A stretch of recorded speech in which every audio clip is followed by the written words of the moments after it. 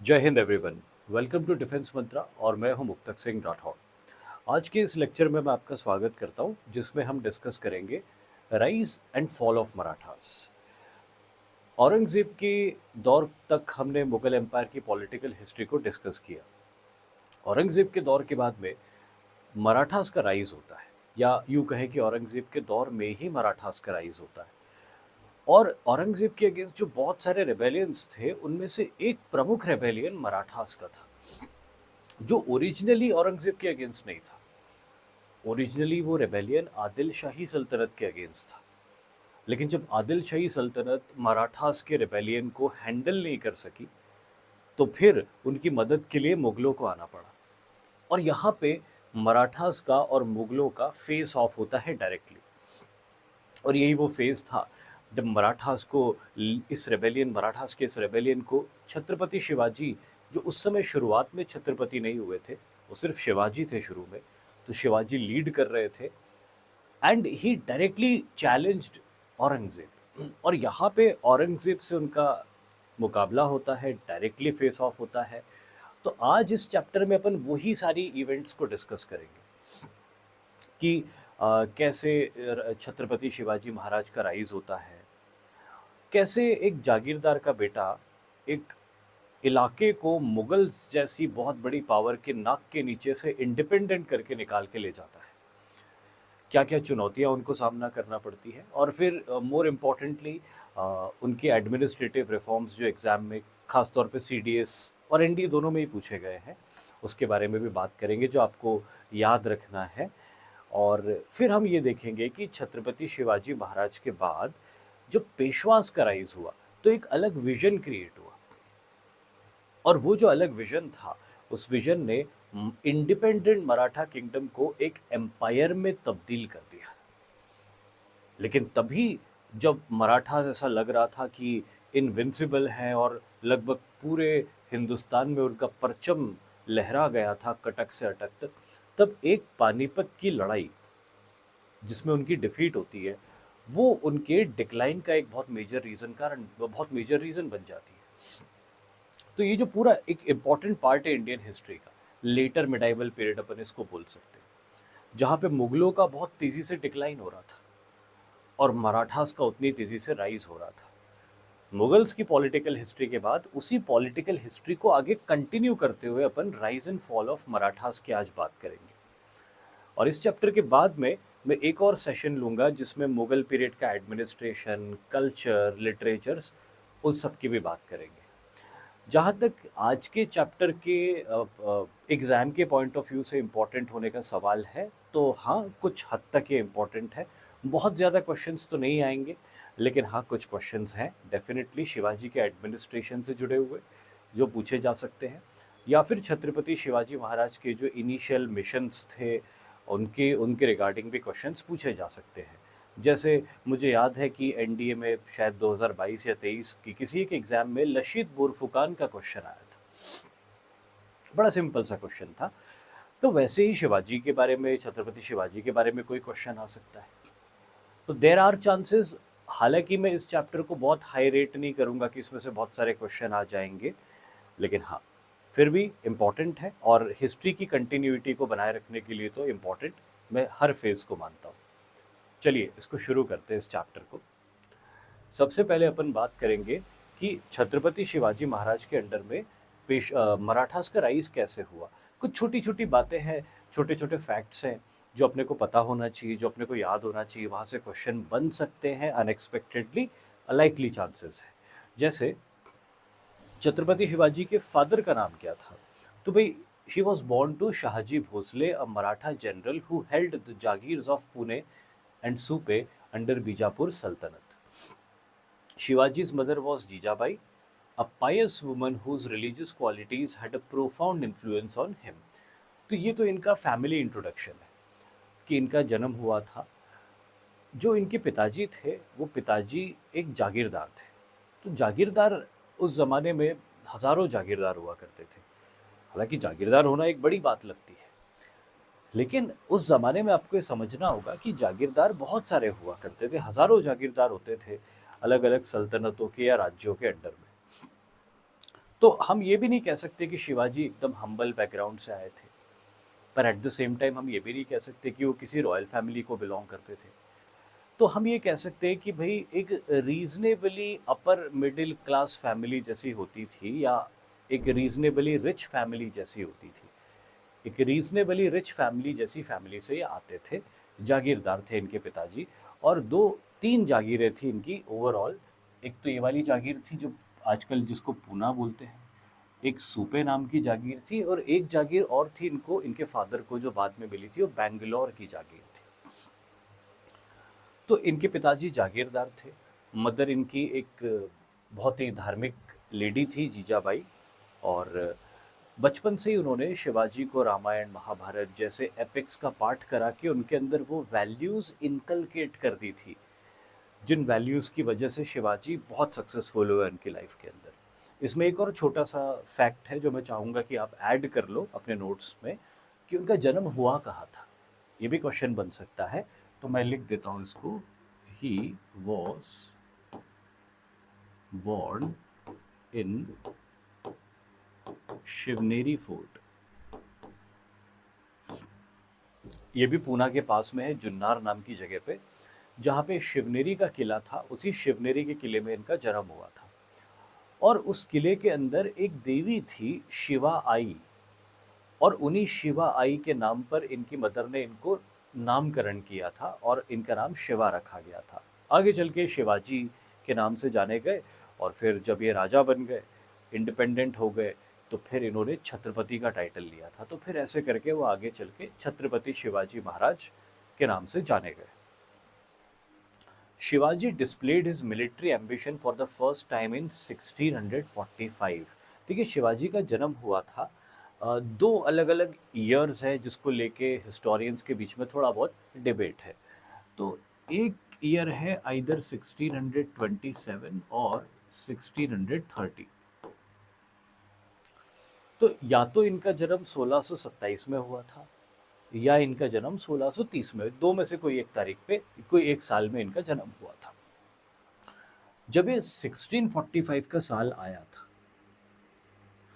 तब पहली बार शिवाजी ने एम्बिशन शो किया था कि I want to create an empire, और I want to create an independent kingdom. अब अगर इस तारीख के हिसाब से माने तो शिवाजी 18 साल के थे, और इस साल के हिसाब से माने तो शिवाजी 15 साल के थे। चाहे 18 साल के हो या 15 साल के हो, ये उस ज़माने के हिसाब से बहुत यूजुअल था कि 14, 15, 16 साल की उम्र में लड़के कमांड ले लेते थे। जागीरदारों के जो बेटे होते थे वो कैपेबल हो जाते थे जागीरें गवर्न करने के लिए, रूल करने के लिए, मिलिट्री कमांड लेने के लिए। उनकी मिलिट्री ट्रेनिंग भी इस दौर में पूरी हो चुकी होती थी।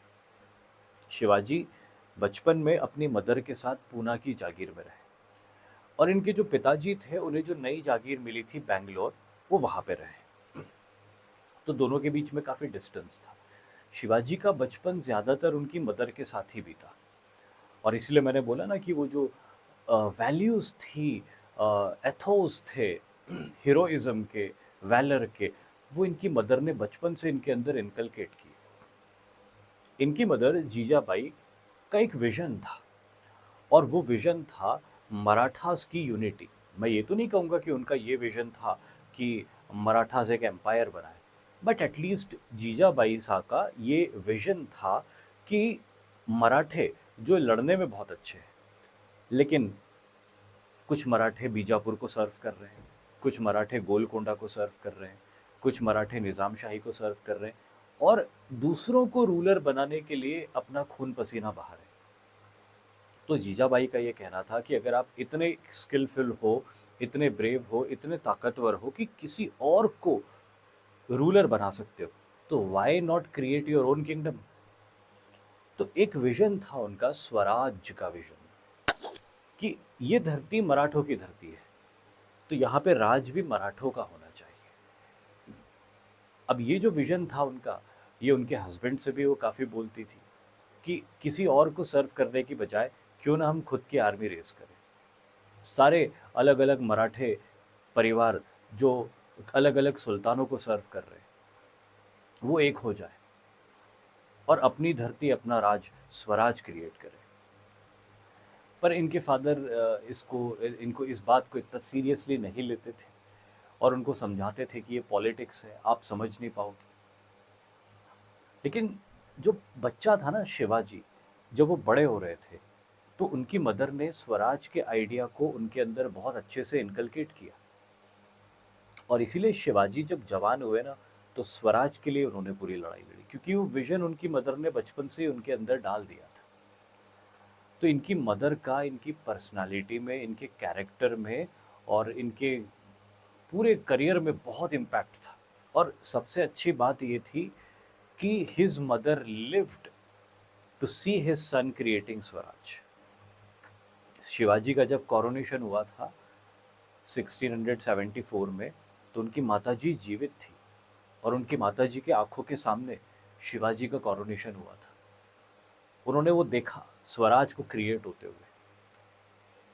तो not only she was a great lady, but she was also very lucky कि वो ये सब होते हुए देख पाई, जो सपना उन्होंने देखा था।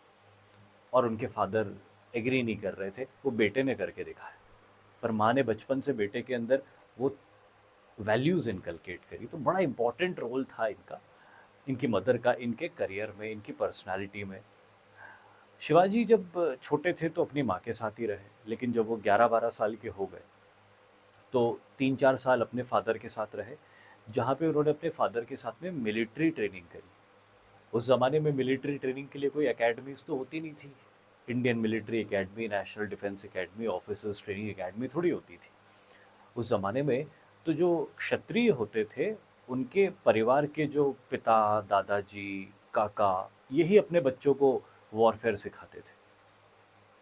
तो घर में ही होती थी मिलिट्री ट्रेनिंग।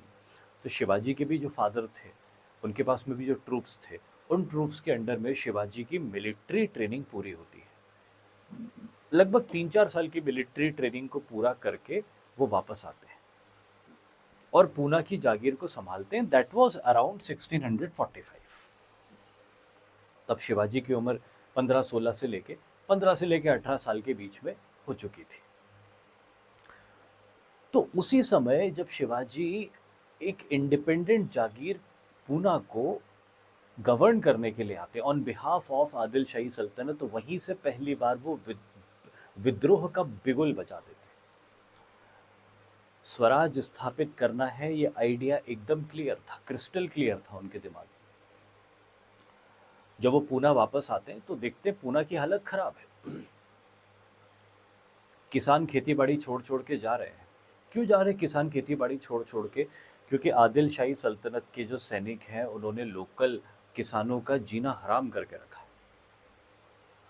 उसके अलावा जो लोकल मनी लैंडर्स थे या लैंडलॉर्ड्स थे, वो भी किसानों को के ऊपर बड़ा अत्याचार करते थे।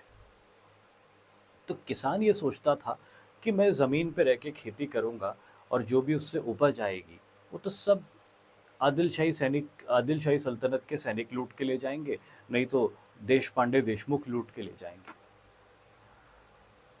तो किसानों ने खेती बाड़ी छोड़ छोड़ के जंगलों में जाके प्रिमिटिव तरीके से रहना शुरू कर दिया। तो अब ऑब्जेक्टिव आपका स्वराज क्रिएट करना है, और हालत ये है कि जो जागीर आपको मिली वहां से भी लोग छोड़ छोड़ के जा रहे हैं, कैसे होगा?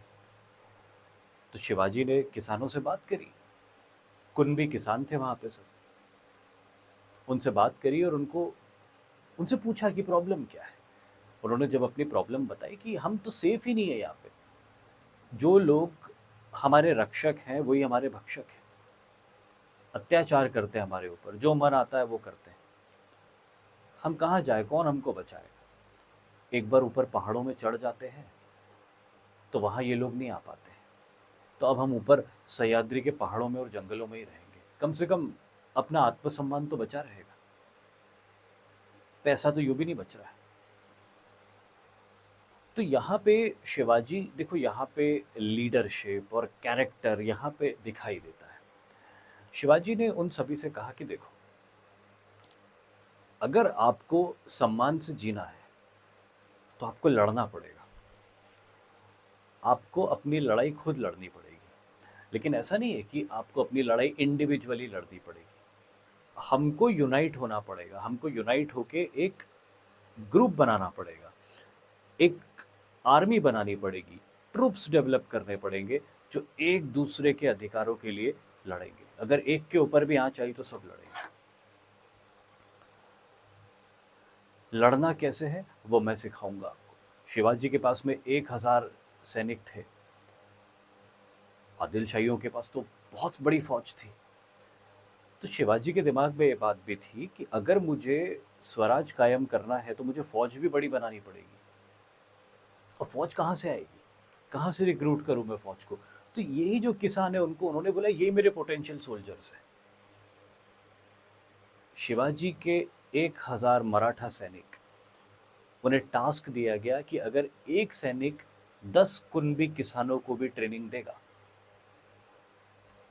तो 1000 सैनिक मिलकर 10,000 की सेना खड़ी कर सकते हैं। और 10,000 की सेना अगर खड़ी हो गई तो फिर उसके बाद स्वराज दूर नहीं है। इस पहाड़ी इलाके का उपयोग करके, हिट एंड रन का टैक्टिक्स यूज करके, गुरिल्ला वॉरफेयर जिसको मराठा कल्चर में गनीमी गावा कहते थे, उसका उपयोग करके बड़ी से बड़ी सेना को यहाँ पे मात दी जा सकती है। और कुनबी किसान भी तैयार हो गए कि ठीक है, अगर आप हमको हथियार दोगे, ट्रेनिंग दोगे, तो हम भी अपनी धरती के लिए, अपने आत्मसम्मान के लिए लड़ने के लिए तैयार रहेंगे। लेकिन मुद्दा ये था कि इनकी ट्रेनिंग होगी कहाँ पे? क्योंकि अगर ऐसे ओपनली आप ट्रेनिंग करवाओगे कि शिवाजी का एक एक सैनिक 10-10 किसानों को ट्रेनिंग दे रहा है, तो ये खबर तो फैल जाएगी, ये बात बीजापुर के सुल्तान तक पहुंच जाएगी।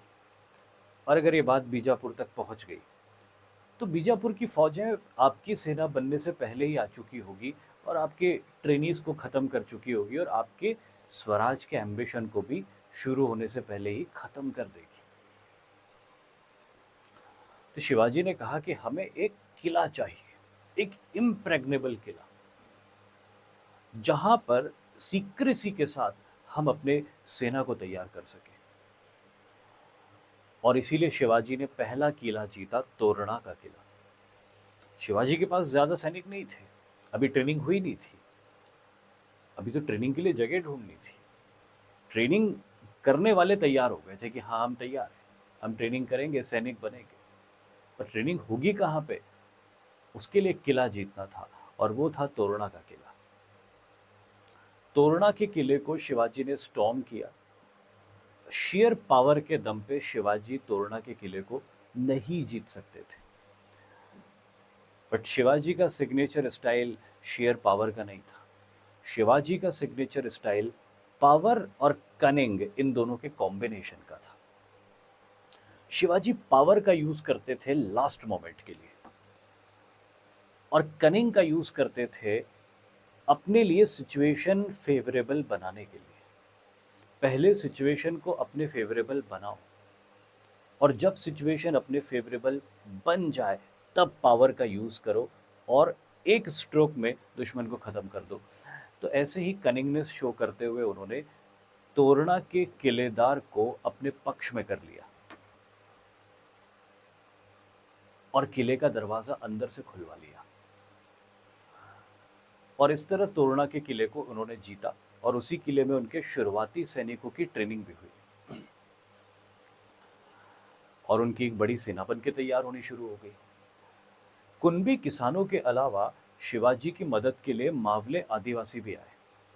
मावले आदिवासी सह्याद्री के पहाड़ों में रहने वाले ऐसे लोग होते थे जिनकी जिंदगी शुरू से लेकर अंत तक जंगलों में बीतती थी। ऊंचे ऊंचे पहाड़ों को चढ़ना, तूफानी नदियों को पार करना, जंगल के कठिन रास्तों से आगे बढ़ना, घने जंगलों में अपने सही रास्तों को ढूंढना, खतरनाक जंगली जानवरों से मुकाबला करना, शिकार करना, ये जो सारी एक्टिविटीज थी मावले आदिवासियों की, इन एक्टिविटीज ने उन्हें नेचुरली सोल्जर बना दिया था। दूसरे लोग जो ट्रेनिंग से हासिल करते थे, ये सारे ही एलिमेंट्स मावले आदिवासियों के अंदर नेचुरली इनकलकेट हो जाते थे उनकी सराउंडिंग्स की वजह से, उनके वे ऑफ लाइफ की वजह से। और शिवाजी बचपन में मावले आदिवासियों के साथ काफ़ी समय बिता चुके थे, तो वो वैसे भी उनके बहुत क्लोज थे। और इसीलिए शिवाजी ने जब अपनी सैनिक शक्ति बढ़ाई तो उसमें मावले आदिवासियों का बहुत इंपॉर्टेंट रोल था, वो भी शामिल हुए। और वो बहुत इफेक्टिव सोल्जर्स थे, ताकतवर थे, बहादुर थे, स्किलफुल थे। और सबसे बड़ी चीज़ जो किसी सैनिक को बनने के लिए ज़रूरी होती है, और वो है एंड्योरेंस, सहन शक्ति, वो उनके अंदर बहुत ज़्यादा थी। तो शिवाजी की सेना छोटी थी लेकिन क्वालिटेटिवली बहुत स्ट्रांग बन गई थी। और उससे भी ज़्यादा इम्पोर्टेंट बात, शिवाजी के लिए पूरी तरह से समर्पित थी, क्योंकि शिवाजी वो लीडर थे जिन्होंने इन गरीब लोगों को सम्मान से जीने की अधिकार दिलाने की शुरुआत करी थी। शिवाजी ने इन गरीब लोगों को ये विश्वास दिलाया था कि मैं तुम्हारा सम्मान तुमको लौटाऊंगा जब स्वराज क्रिएट होगा, और उस स्वराज को क्रिएट करने में तुम्हें मेरी मदद करनी होगी। और ये सब शिवाजी की मदद के लिए आ गए। तो इस तरह शिवाजी ने अपनी सेना बनाई। और जब सेना बनी, तोरणा का किला और उसके बाद कुछ और किले शिवाजी ने जीतने शुरू किए। तो यहाँ से जो पहली बार उनका एम्बिशन था कि मुझे स्वराज कायम करना है, वो एम्बिशन हमारे सामने आता है, उस जमाने के सामने आता है। लेकिन प्रॉब्लम क्या हो जाती है कि बीजापुर की जो सल्तनत थी उसने भी इस एम्बिशन को विटनेस कर लिया था कि हाँ भाई, शाहजी भोसले का लड़का कुछ ज्यादा ही उड़ रहा है। बीजापुर की सल्तनत ने शाहजी भोसले को बुलाया और उनसे कहा कि भाई, आपको हमने जागीर दी पूना की, आपका बेटा आपके बिहाफ पे आपकी जागीर को संभालता है, लेकिन ये क्या, वो तो किले पे किले जीत रहा है, उसने अपनी सेना बना ली, क्या वो बगावत कर रहा है? क्या वो बगावत करना चाहता है? अगर ऐसा है तो उसको अभी रोको, नहीं तो हम उसको सबक सिखाएंगे।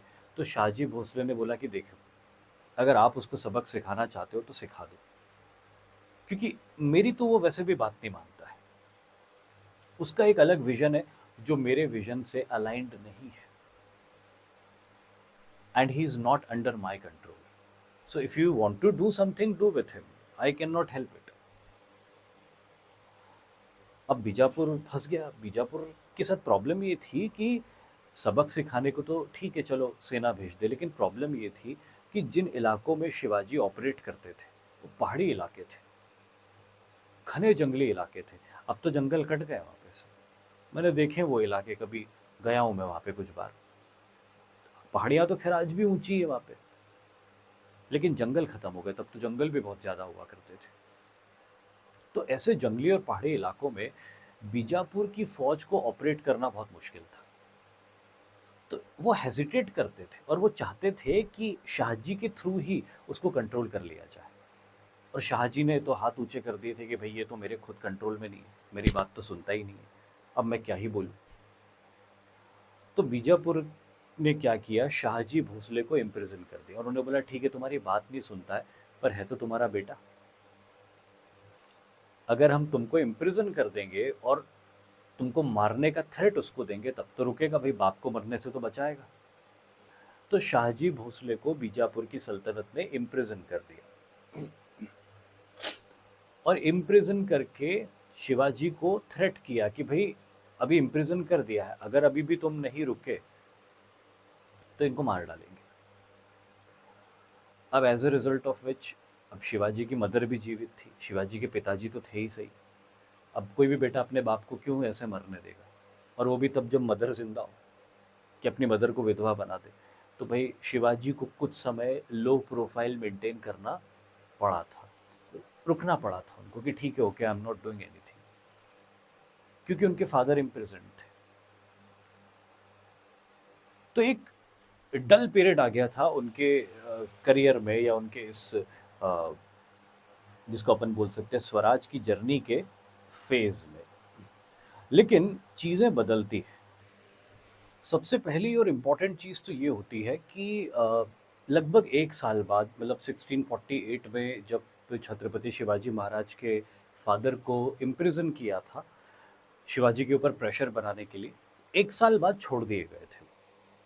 हालांकि उस फेज़ में शिवाजी ने अपनी एक्टिविटीज़ एकदम स्लो कर दी थी, और अगले कुछ सालों तक भी शिवाजी के फादर को रिलीज किए जाने के बाद भी एक्टिविटीज स्लो ही थी। 1649 या 50 से लेके 1664 के बीच में शिवाजी के फादर जीवित रहे थे, बट एग्जैक्टली क्या क्या उन्होंने किया था, कहाँ रहे थे, उसकी इंफॉर्मेशन रिलेटिवली बहुत कम है। बट एक चीज़ थी कि अब शिवाजी के ऊपर वो प्रेशर ख़त्म हो गया था कि उनके फादर को दोबारा रिलीज़ किया, दोबारा इम्प्रिजन कर लेंगे या उनको मार देंगे। उसका जो थ्रेट था वो किसी तरह से ख़त्म हो गया था। वो कैसे, उसका एक अपना एक अलग पॉलिटिक्स है, तो मैं उस पर नहीं जाऊँगा। और इसीलिए शिवाजी ने 1653-54 से वापस अपने इलाकों को, वेस्टर्न महाराष्ट्र की टेरिटरीज को कंसोलिडेट करना शुरू किया। और यहीं पे इसी फेज में होता ये है कि अब बीजापुर की सल्तनत जो थी, अब वो शिवाजी से हेड ऑन टक्कर लेना चाहती थी और उनके बढ़ते हुए प्रभाव को खत्म करना चाहती थी, या एटलीस्ट कम करना चाहती थी। और इसीलिए आदिल शाही सल्तनत की तरफ से उनका सबसे ताकतवर कमांडर, जिसका नाम था अफजल खान, उसे भेजा जाता है कि अफजल खान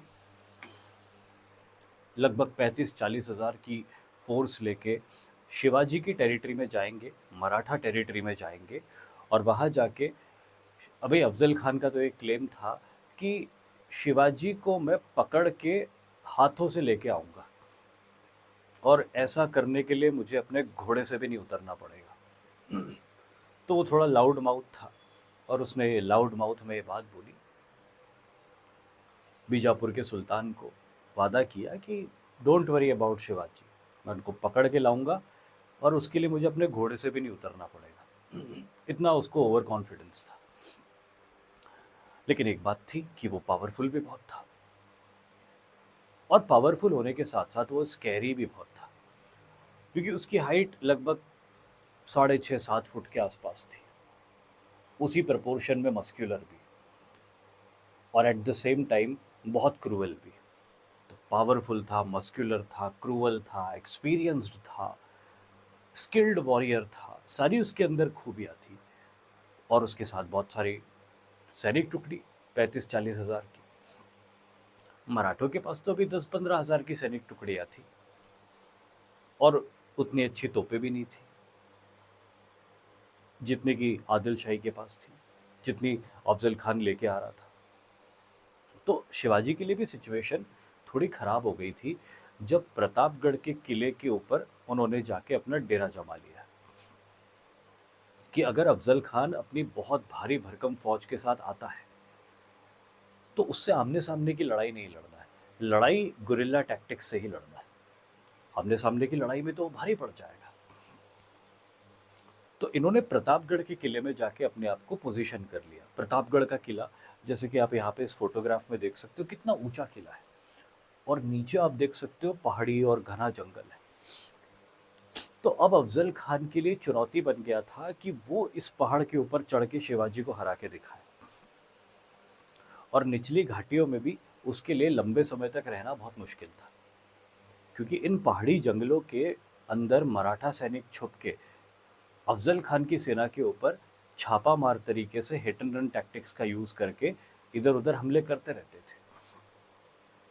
मोस्ट इम्पॉर्टेंटली, पीछे जो इनकी सप्लाई लाइंस थी कर्नाटक की तरफ, उसको कट करने की लगातार कोशिश करते थे। तो अफजल खान के लिए भी चुनौती थी कि बहुत ज़्यादा समय तक वो यहाँ पे घेराबंदी नहीं डाल सकता था।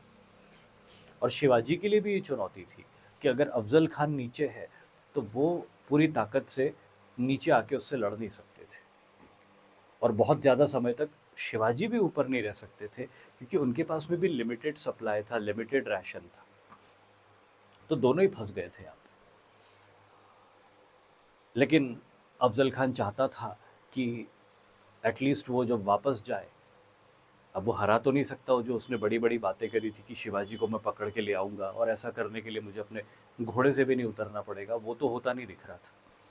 घोड़े से उतरना भी पड़ा था और खूब मिट्टी खानी पड़ी थी, पर फिर भी शिवाजी पकड़ में नहीं आ रहे थे। अब कुछ तो फेस सेविंग उसको भी करनी थी, कि जब वो वापस जाएगा बीजापुर के सुल्तान के सामने, और अगर शिवाजी के साथ कोई समझौता नहीं हुआ, पकड़ के लाना तो दूर की बात थी, बट एटलीस्ट जो शिवाजी रेबेलियन कर रहे हैं, वो रेबेलियन रुका भी नहीं अगर, तो क्या मुंह लेके जाए। तो अब वो नेगोशिएशंस पे आ गया। पहले उसने खूब खून खराबा किया, शिवाजी को प्रोवोक करने की कोशिश करी, निचले इलाकों में जहाँ जहाँ पे भी गांव थे उनके ऊपर हमला करके लोगों को मारा, इस उम्मीद में कि शिवाजी गुस्से में भड़क के नीचे आएंगे। ऑब्वियसली शिवाजी को बुरा तो लगा होगा, लेकिन वो जानते थे कि अगर वो नीचे गए तो घेर लिए जाएंगे। जब इतने से काम नहीं बना तो अफजल खान ने बहुत सारे मंदिरों को तोड़ना शुरू किया, और उसमें तुलजा भवानी का मंदिर भी था, जो शिवाजी की देवी थी, इष्ट देवी थी, प्रोबेबली शायद कुल देवी भी थी, कि उनके मंदिर को तोड़ूंगा तो शिवाजी गुस्से में आएंगे नीचे। पर शिवाजी ने ही केप्ट हिज कूल। और जब अफजल खान ने देखा कि शिवाजी डायरेक्ट लड़ने आ नहीं रहे हैं, उनके सैनिक उनके हिसाब से फेवरेबिलिटी के साथ में इनके ऊपर हिट एंड रन टैक्टिक्स का यूज़ करके इनको हमला करते हैं, नुकसान पहुंचाते हैं, वापस जंगलों में छुप जाते हैं, और गांव के ऊपर हमने इतने अत्याचार कर लिए कि सब लोग वहां से भाग खड़े हुए, मंदिर सारे तोड़ दिए, अब कुछ बचा नहीं करने के लिए। तो फाइनली वो शिवाजी से नेगोशिएशन शुरू करता है कि एग्रीमेंट कर लो, ट्रीटी कर लो, क्या चाहिए बताओ, बात कर लेते हैं। आप तो शाहजी भोसले के बेटे हो, जो कि मेरे बहुत अच्छे दोस्त थे,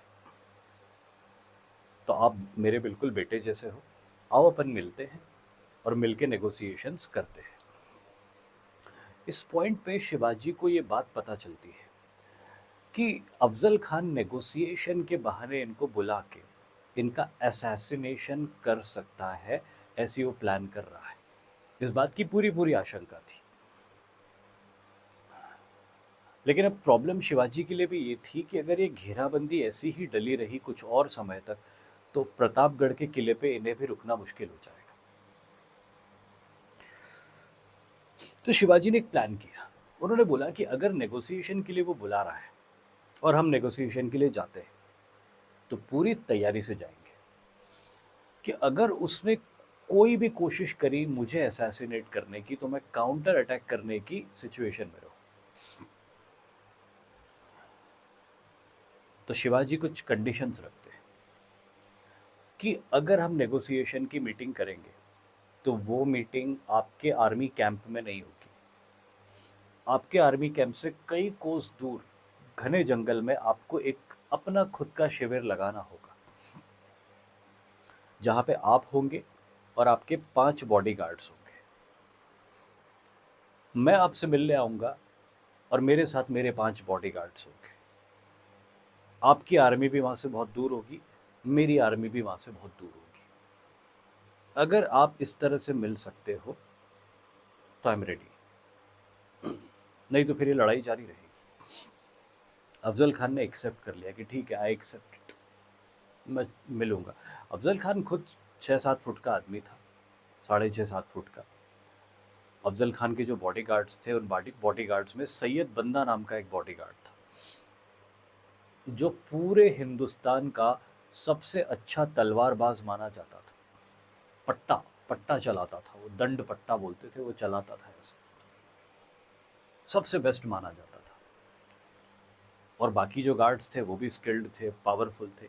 तो अफजल खान को ये दिमाग में था कि भाई अगर हम 5 भी हैं और शिवाजी और उनके साथ और 4 लोग आते और हम 1-on-1 भी अगर करते तो हम ही भारी पड़ेंगे। तो कहीं ना कहीं उसके दिमाग में ये बात रही होगी, तो उसने एग्री कर लिया कि ठीक है, हम मिलेंगे। शिवाजी सबसे पहले तो अपने गुप्तचरों को और सैनिकों को भिजवा के पहले ये इंश्योर करते कि वाकई में इसने अपनी आर्मी से बहुत दूर कैंप लगाया है। तो हाँ, उनको पता चलता है कि हाँ, इसने अपनी आर्मी से बहुत दूर कैंप लगाया और दोनों के बीच में अभी कोई कम्युनिकेशन नहीं है या कोई लिंकअप नहीं है। क्या वहाँ पे उतने ही लोग हैं जितने हमने उनको कहा था आने के लिए? ऐसा तो नहीं कहीं छुपा के रखे पीछे सैनिकों की टुकड़ियाँ? तो पता चला कि भाई छुपा के भी नहीं रखा है। तब फिर शिवाजी ने बोला कि ठीक है, अब हम मिलने चलेंगे। शिवाजी पूरी तैयारी से गए।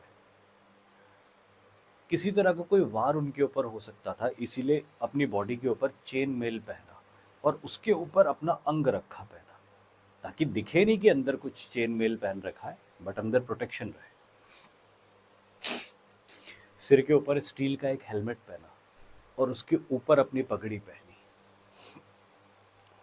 फुल स्लीव्स के कपड़ों के अंदर एक कटार छुपा के रखी और हाथ में, उंगलियों में व्याघ्र नख, टाइगर क्लॉ स्टील के बने हुए अंदर छुपा के रखे।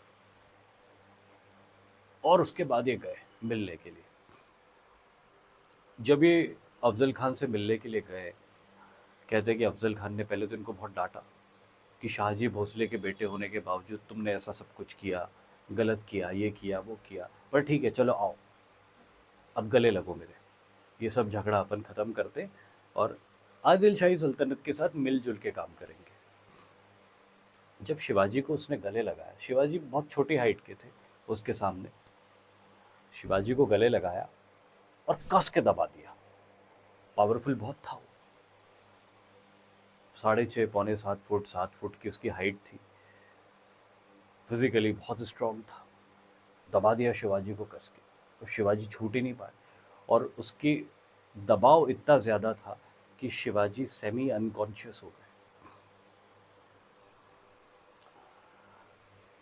उस पॉइंट पे अफजल खान ने कटार निकाली और शिवाजी को पीठ में स्टैब किया मारने के लिए, लेकिन शिवाजी चेन मेल पहन के आए थे,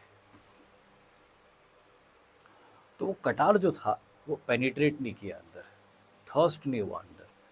उसने फिर कोशिश करी, फिर थर्स्ट करने की कोशिश, फिर भी नहीं हुआ।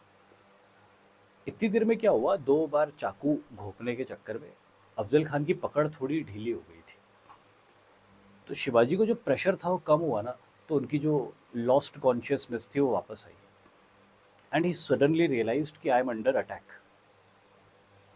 उन्होंने हाथ में टाइगर क्लॉस पहन के रखे हुए थे उंगलियों में। इमीडिएटली उनकी हाइट जो थी और उनके हाथ जो थे वो अफजल खान के पेट के लेवल पे थे, उन्होंने उसी टाइगर क्लॉस से उसका पेट फाड़ दिया। बहुत ज़्यादा तो नहीं फटा होगा, पर उसको एकदम दर्द हुआ होगा, तो वो एकदम चिल्लाया और चिल्लाया कि धोखा धोखा, मेरे साथ धोखा हुआ, जबकि धोखा उसने किया था।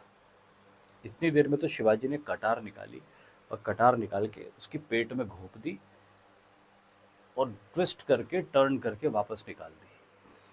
अब उसका इंटेस्टाइन बाहर निकल गया, पेट फट गया। शिवाजी इतना करने के बाद फटाफट कैंप से बाहर निकल गए अपनी तलवार लेके। एक आध गार्ड था जिसने शिवाजी को रोकने की कोशिश करी, शिवाजी ने उस गार्ड को तलवार से मार दिया और शिवाजी अपने 1-2 बॉडीगार्ड के साथ में निकल गए। बाकी उनके जो बचे हुए बॉडीगार्ड्स थे, बचे हुए बॉडीगार्ड्स ने, अब अफजल खान तो घायल हो गया था और उसके जो बचे हुए बॉडीगार्ड्स में सैयद बंदा था, वो जब शिवाजी को मारने के लिए आया तो शिवाजी के एक बॉडीगार्ड जीव महला ने सैयद बंदा के ऊपर साइड से अटैक करके उसका वो हाथ ही काट दिया जिस हाथ से वो पट्टा चलाता था, दंड पट्टा चलाता था। सैयद बंदा से आमने सामने का मुकाबला करना मुश्किल था, इसीलिए जीव महला छुप के बैठा हुआ था। उसको बोल दिया था कि अगर सैयद बंदा बीच में आएगा तो सामने से हमला नहीं करना उसके ऊपर, नहीं तो जीत ही नहीं पाओगे। साइड से हमला करो और उसके हाथ पे वार कर दो जिस हाथ से वो दंड पट्टा चलाता है। और वही हुआ।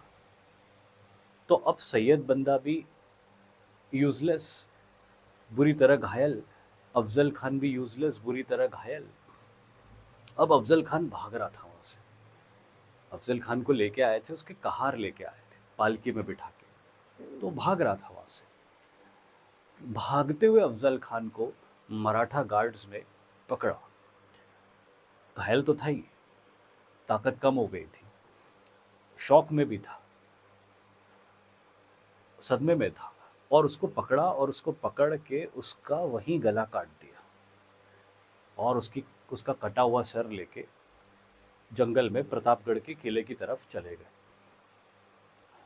इस समय मराठा सेना, आदिल शाही सेना के अराउंड जो पहाड़ थे उन पहाड़ों की ढलानों पे छुप के बैठी हुई थी कि सिर्फ एक संकेत चाहिए हमको कि शिवाजी ने वहां पे अफजल खान को मार दिया है। और वो संकेत मिलते ही मराठा सैनिकों को ऑर्डर्स थे कि ढलान से नीचे उतर के बहुत बुरा हमला करो आदिल शाही सल्तनत की सेना के ऊपर और जितना नुकसान उनको पहुंचा सकते हो कम से कम समय में उतना नुकसान पहुंचा के भाग जाओ। तो जैसे ही अफजल खान को मारा तो वहां से मराठों ने ब्यूगल बजा के इन सैनिकों को मैसेज दे दिया कि अफजल खान गया। और मराठा सैनिक अचानक उतर गए नीचे। अब अफजल खान की सेना इस थॉट प्रोसेस में थी कि संधि हो रही है, ट्रीटी हो रही है और अभी लड़ाई के कोई आसार नहीं है। लेकिन मराठा सैनिक पूरी तरह तैयार थे। उन्होंने आक्रमण किया, डिस्ट्रॉय किया, बहुत नुकसान किया अफजल खान की आर्मी का। घोड़े, हाथी, तोपे, बहुत सारी चीज़ें छीन के ले गए उनसे। और इस तरह प्रतापगढ़ की जो ये लड़ाई थी, ये अफजल खान हार गया। वो तो खैर अपनी ज़िंदगी हार गया, लेकिन आदिल शाही सल्तनत प्रतापगढ़ की इस लड़ाई को पूरी तरह से हार चुकी थी। ये शिवाजी के अब तक के करियर में उनकी सबसे बड़ी सक्सेस थी।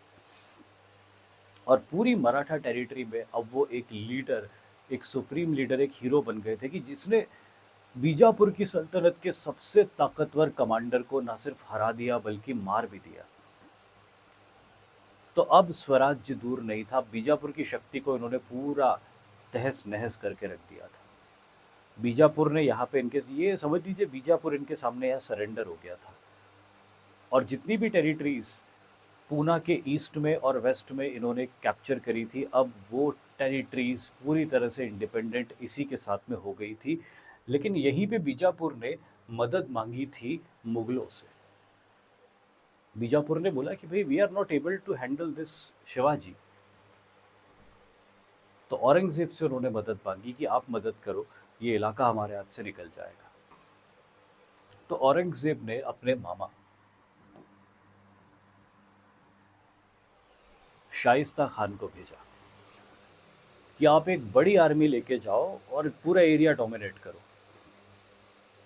खदेड़ो शिवाजी को वहां से, और पकड़ में आ जाए तो खत्म कर दो या फिर इम्प्रिजन करके हमारे सामने लेके आओ। अब शाइस्ता खान बंगाल का गवर्नर था, बहुत बड़े ट्रूप्स थे उसके पास में, बहुत सारे ट्रूप्स लेके वो पहुंचा।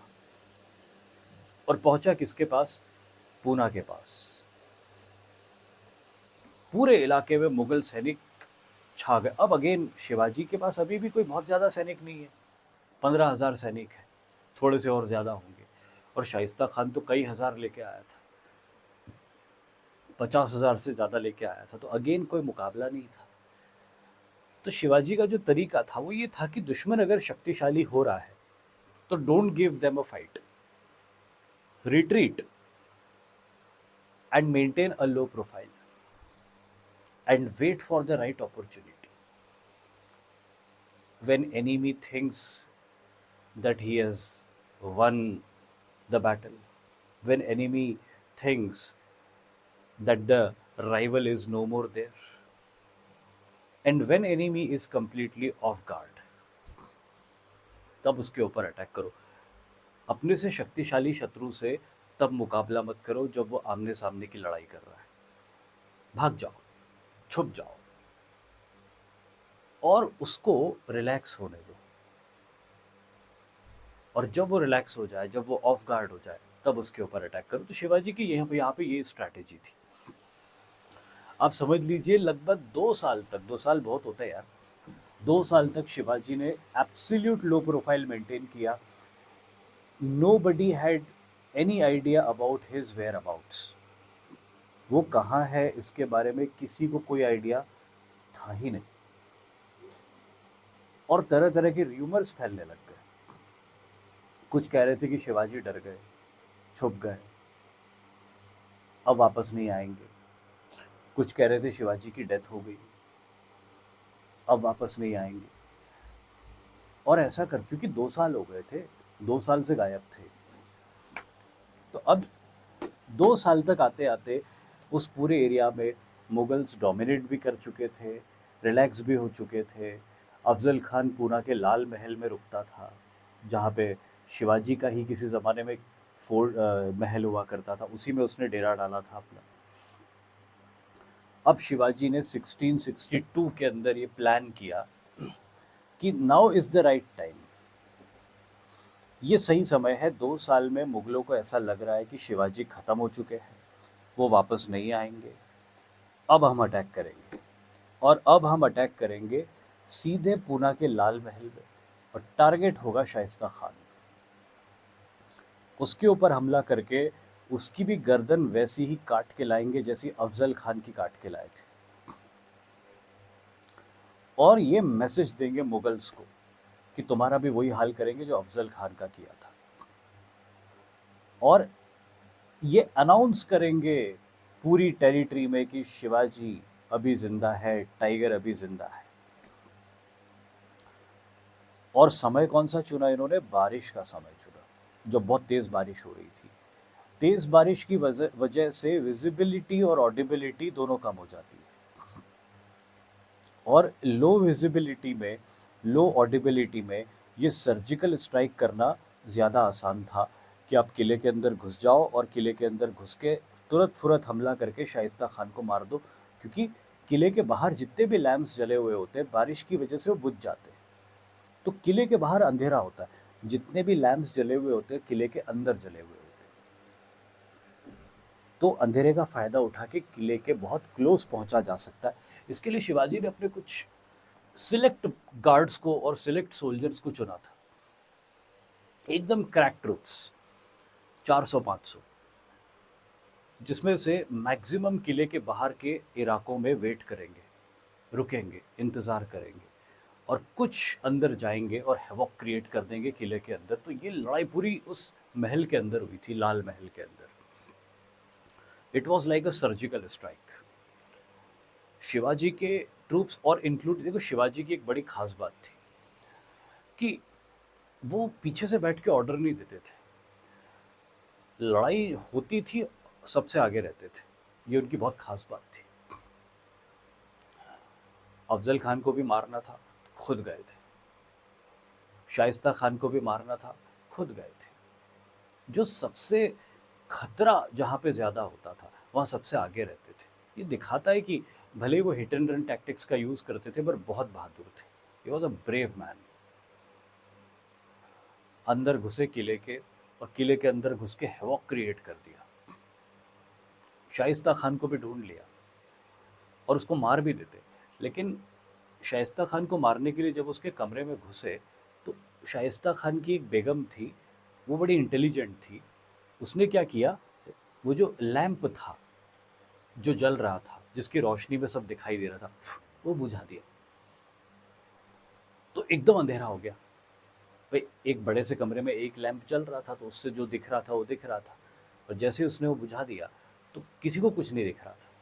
तो इसका फ़ायदा उठा के शाइस्ता खान उस कमरे से निकल गया, नहीं तो शिवाजी उसको वहीं काट देते। पर शिवाजी को फील हो गया कि वो भाग गया है, तो शिवाजी भी भागे वहाँ से।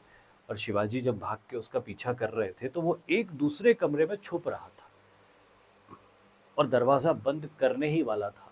शिवाजी ने बोला अगर ये दरवाज़ा बंद कर लेगा तो फिर तो मैं इसको मार नहीं पाऊंगा। तो दरवाज़ा बंद करते हुए शिवाजी ने उसके ऊपर तलवार से वार कर दिया। तो मुंडी तो नहीं कट पाई, उसकी कुछ उंगलियां कट गई,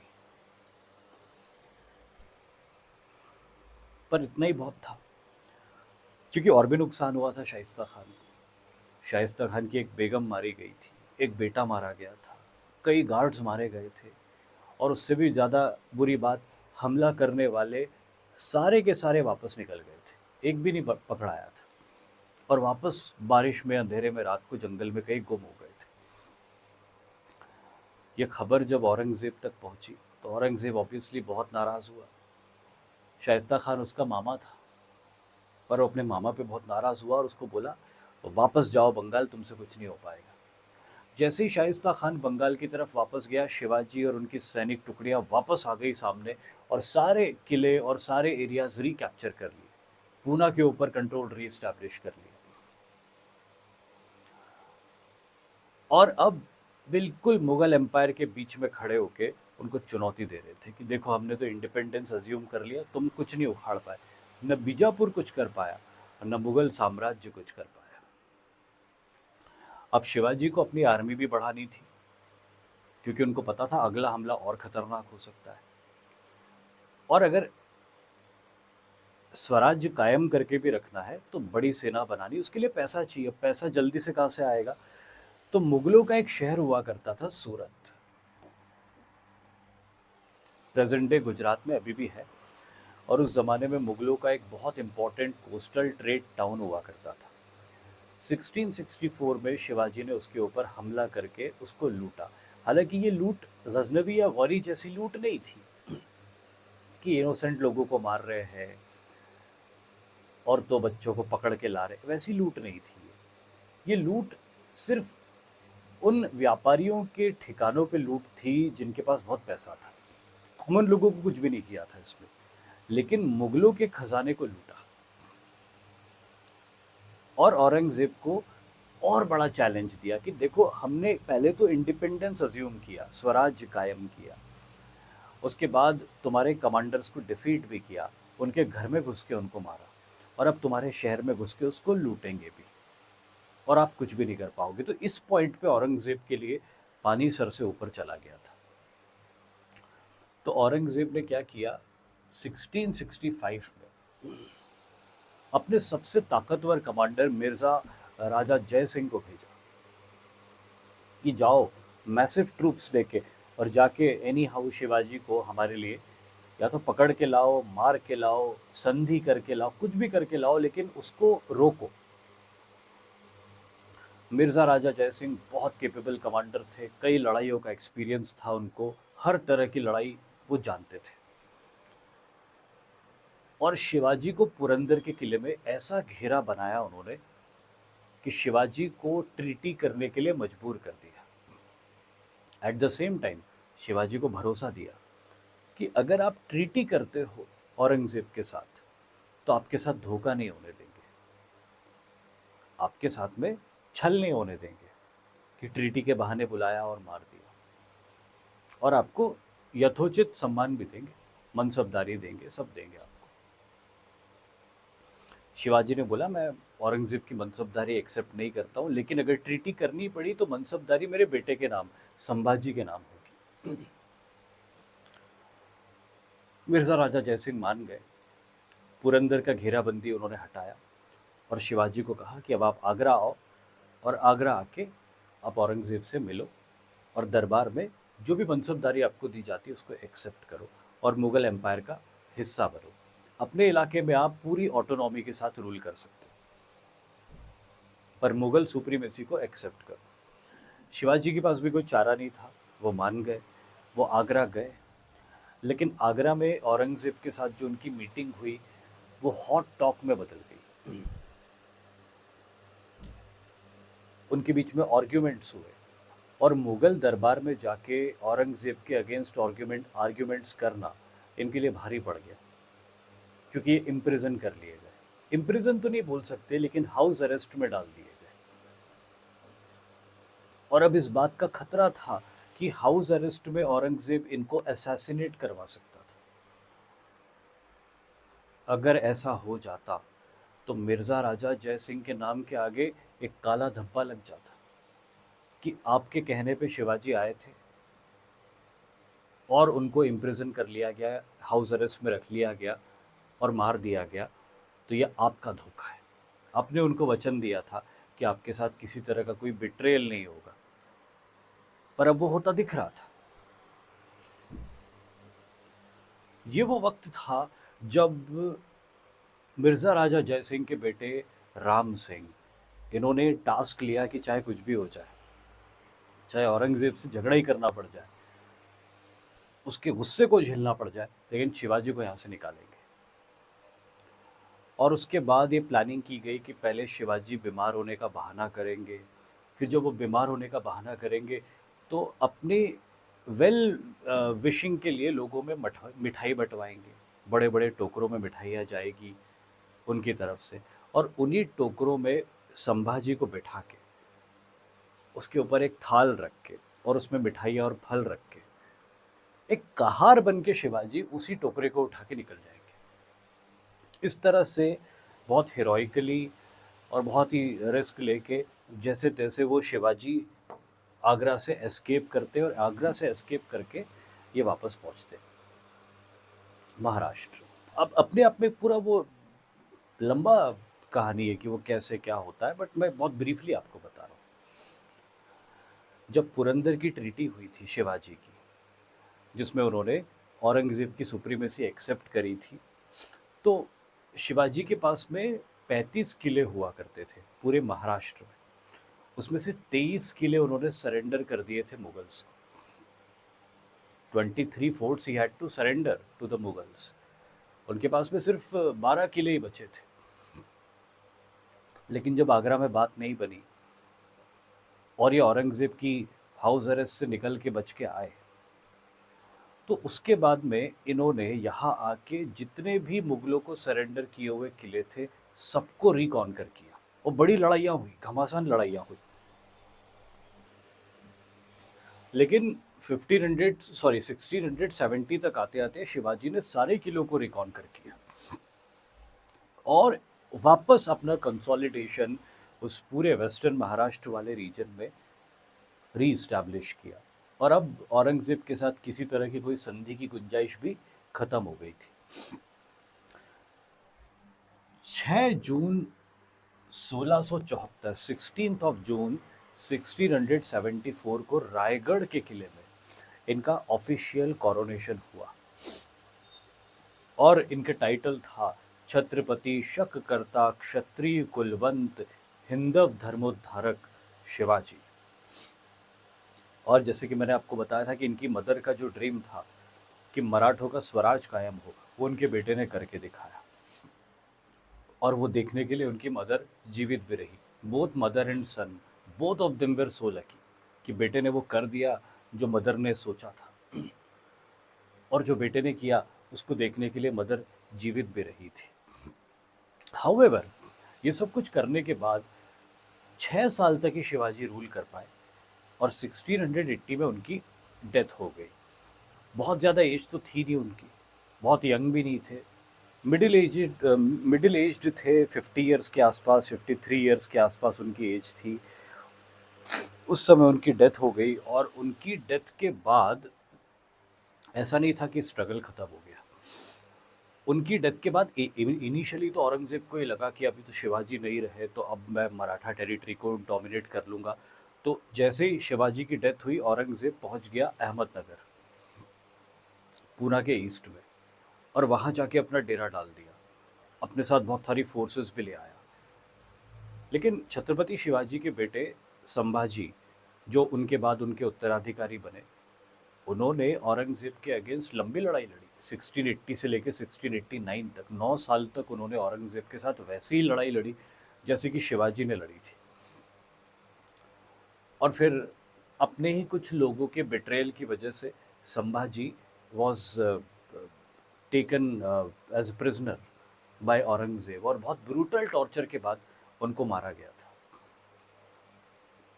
अब औरंगज़ेब को लगा कि शायद अब मैंने मराठों को सप्रेस कर दिया, बट ऐसा नहीं हुआ। संभाजी के बाद उनके हाफ ब्रदर राजा राम, और राजा राम की डेथ के बाद उनकी विडो ताराबाई इस स्ट्रगल को जारी रखते हैं। मराठों का रेजिस्टेंस नहीं टूटा और औरंगज़ेब मराठों को कंट्रोल करने के प्रोसेस में लगातार थकता गया, लगातार डीमोरलाइज होता गया, और 1707 में औरंगज़ेब की डेथ हुई। औरंगज़ेब के अगेंस्ट सिर्फ मराठों का तो रेबेलियन था नहीं, औरंगज़ेब के अगेंस्ट रेबेलियंस राजपूतों के भी थे, पठानों के भी थे, अहोमों के भी थे, जाटों के भी थे, सतनामियों के भी थे, सिखों के भी थे। तो इन सारे रेबेलियंस की वजह से औरंगज़ेब की डेथ के बाद मुगल एम्पायर की वो स्थिति नहीं रह गई कि सब साथ में मिलके चल रहे, टूट गया, बिखर गया। और इसी पॉइंट पे मराठास की लीडरशिप में पेशवास का राइज होता है। और जो पेशवा होते हैं वो पेशवा एक अलग विजन के साथ आते हैं, पर्टिकुलरली बाजीराव पेशवा। बेसिकली छत्रपति शिवाजी महाराज का जो एडमिनिस्ट्रेटिव सिस्टम था उसमें पेशवा प्राइम मिनिस्टर हुआ करते थे, और पेशवाओं में एक बहुत इफेक्टिव पेशवा थे जिनका नाम था एक मिनट, मेरा दिमाग से स्किप हो गया उनका नाम, बट अभी याद आ जाएगा। हाँ, बालाजी विश्वनाथ। बालाजी विश्वनाथ एक ऐसे लीडर के रूप में उभरते हैं, और उन्हीं बालाजी विश्वनाथ के बेटे, जिनका ओरिजिनल नाम वीसा जी था लेकिन हिस्ट्री में उनको बाजीराव के नाम से जाना जाता है, उनका राइज होता बड़ी तेज़ी से। और उनका विजन ऐसा था कि इंडिपेंडेंट मराठा किंगडम से आगे बढ़ के एक एम्पायर क्रिएट करना। तो आज का लेक्चर ना मैं थोड़ा अभी यही एंड कर देता हूँ, सर्दी ज़ुकाम थोड़ा ज़्यादा हो रहा है, मेरे को इच्छा तो थी कि पूरा करा दूँ, बट अभी यहीं रुक जाता हूँ मैं। और इसके आगे का कल एक और मैं सेशन रिकॉर्ड कर दूंगा, और यहाँ से इससे आगे मैं कल डाल दूंगा। तो छत्रपति शिवाजी तक का तो अपन ने देख लिया। इसमें एक और इम्पॉर्टेंट चीज़ है जो आज ही मैं बता देता हूँ, जो आपको याद रखनी है। एनडीए के अंदर इससे क्वेश्चन पूछा गया है, और सीडीएस में भी इसमें क्वेश्चन पूछे जाने की पूरी पूरी प्रोबेबिलिटी है। शिवाजी के अष्टप्रधान, शिवाजी का जो administrative system as a ruler उन्होंने डेवलप किया था, उसको अष्टप्रधान बोलते थे। तो इस अष्टप्रधान में 8 मिनिस्टर्स होते थे और उनके स्पेसिफिक फंक्शंस होते थे। तो वो अपने को पता होना चाहिए कि पेशवा प्राइम मिनिस्टर एक जनरल एडमिनिस्ट्रेशन देखते थे, अमात्य फाइनेंस मिनिस्टर होते थे, तो ऑब्वियसली फाइनेंस मिनिस्टर का जो काम होता है पब्लिक अकाउंट्स वो मेंटेन करते थे। मंत्री होता था एक, जो कोर्ट के रिकॉर्ड्स मेंटेन करते थे। सुमंत या दाबीर होते थे, जो फॉरेन सेक्रेटरी होते थे, यानी कि foreign minister, ministry of external affairs. फिर सचिव या शूरनवीस या सुरनवीस होते थे, जो आपका जो राजा का जो कॉरस्पॉन्डेंस होता था दूसरों से या अपने ही राज्य में, उसको पूरा हैंडल करते थे। होम मिनिस्ट्री भी इनके कंट्रोल में होती थी। पंडित राव होते थे, जो कि रिलीजियस सेरेमनीज को कंडक्ट करवाते थे। न्यायाधीश या चीफ जस्टिस होते थे, जो कि नाम से ही समझ में आ रहा है कि सिविल और क्रिमिनल केसेस जो होते थे उसको जज करते थे। और सेनापति होते थे, कमांडर इन चीफ, जिसको सरे नौबत या सर नौबत भी बोलते थे। They were the commander in chief. Army से जुड़े हुए जितने भी मैटर्स होते थे ये वही हैंडल करते थे। तो मैं आज यहीं पे इसको ब्रेक करता हूँ, और कल वापस दूंगा इसका एक सेशन, और इसको पूरा कर देंगे अपन, और फिर मॉडर्न हिस्ट्री की तरफ आगे बढ़ेंगे। Thank you very much. जय हिंद।